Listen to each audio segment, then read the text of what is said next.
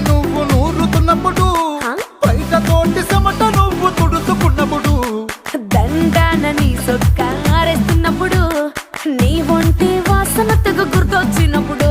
రెండు చేతులెత్తి చుట్టు ముడిసినప్పుడు జెండు కత్తుకొని పడుకున్నప్పుడు అలసిపోయి నువ్వు ఆవలించినప్పుడు